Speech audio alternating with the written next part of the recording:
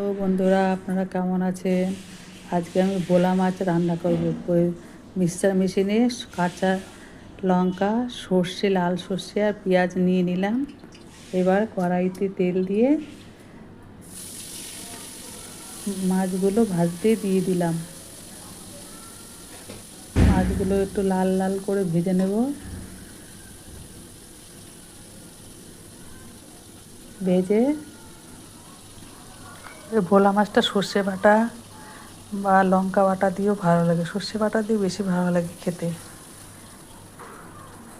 লাল করে ভেজে নামিয়ে নিলাম।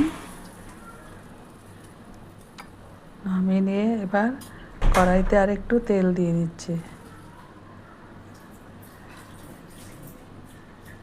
আর একটু তেল দিয়ে দিলাম। দিয়ে এবার কুচানো পেঁয়াজ কিছুটা দিয়ে দিলাম। এবার পেস্ট করে রাখা মশলাটা এর মধ্যে দিয়ে দেবো।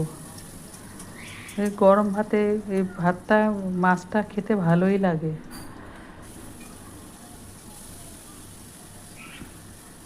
এবারে আমি মশলাটাও দিয়ে দিলাম।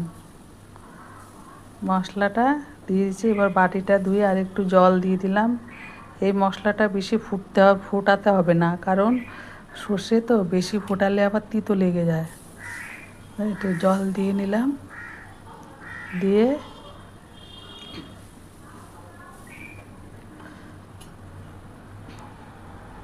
আর বেশি জল দেব না। এবারে এর মধ্যে ঝোলটা ফুটলে মাছগুলো দিয়ে দেবো। ঝোলটা ফুটছে, আমি মাছগুলো দিয়ে দিচ্ছি।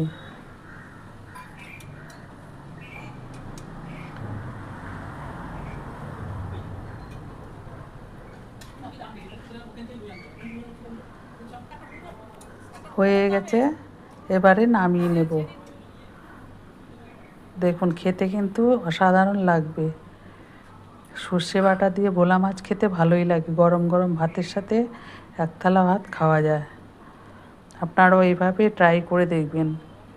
আর আমার চ্যানেলটি ভালো লাগলে একটা লাইক, শেয়ার, কমেন্ট ও সাবস্ক্রাইব করে দেবেন। মাছের ঝোলটা হয়ে গেছে। এই যে বেশি ঘনও করিনি, পাতলাও করিনি।